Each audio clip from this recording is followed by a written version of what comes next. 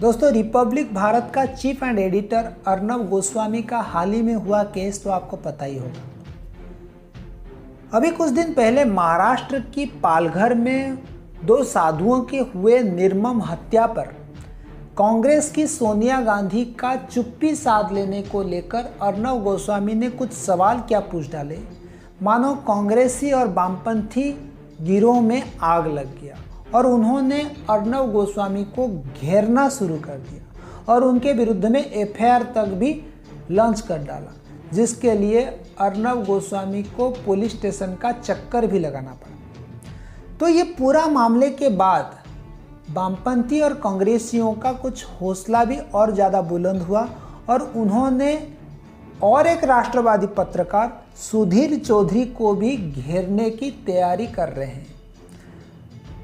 जमीन जिहाद को लेकर डीएनए में सुधीर चौधरी का एक रिपोर्ट को लेकर केरल की वामपंथी सरकार ने सुधीर चौधरी के विरुद्ध में एक गैर जमानती मुकदमा दर्ज किया है।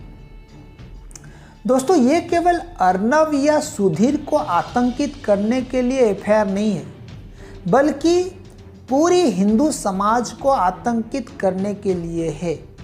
अब हर वो धर्म योद्धा निशाना पर लिया जाएगा और उसकी आवाज़ को चुप करने के लिए पूरा जोर लगाया जाएगा। जो ना मानेगा उसका अंत कमलेश तिवारी की तरह अंत करने की जिहादी कोशिश भी की जाएगी। अब इन धर्म विरोधियों की रणनीति को हमको समझना पड़ेगा। धर्म योद्धाओं पर चारों ओर से साम दाम दंड भेद की नीति से हमला किया जा रहा है। पहले इनको कोर्ट में घसीटा जाएगा, बाद में इनको नौकरी से निकाला जाएगा ताकि इनकी आर्थिक स्थिति में ये कमज़ोर हों। फिर उसके बाद एक विशेष मीडिया के माध्यम से उनके विरुद्ध में ऐसा प्रचार किया जाएगा ताकि साधारण जो आम व्यक्ति है उसको लगे कि ये जो व्यक्ति गलत है।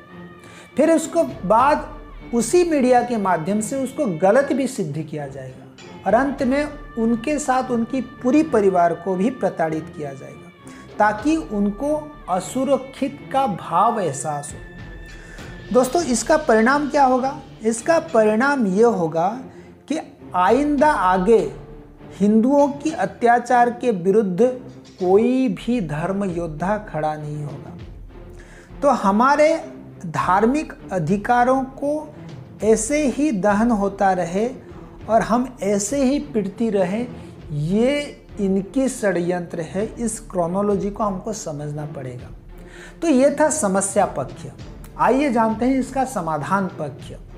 हम ना केवल समस्या को जानेंगे बल्कि इसकी समाधान को भी जानेंगे। सबसे पहले हिंदुओं को तो संगठित होना पड़ेगा। उसके बाद अपने जो धर्म योद्धा हैं उनको सामाजिक, आर्थिक, राजनीतिक हर तरह की हर संभव सहयोग करना पड़ेगा।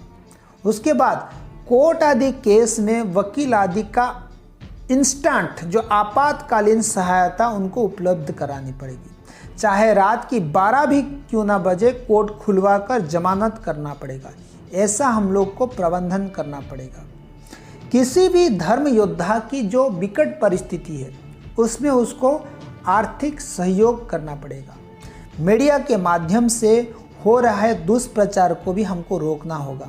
उसके लिए सोशल मीडिया में हमको भरपूर समर्थन करना पड़ेगा। फिर प्रधानमंत्री से लेकर कमिश्नर तक सबको ज्ञापन देना पड़ेगा और उसके लिए हमको शक्ति प्रदर्शन की अगर आवश्यकता हो तो शक्ति प्रदर्शन भी करना पड़ेगा। तो दोस्तों, आने वाले दिनों में ऐसे जो बड़े बड़े वैचारिक युद्ध होने वाले हैं, हमको इसी तरह संगठित होकर उसको लड़ना पड़ेगा चरणबद्ध तरीके से।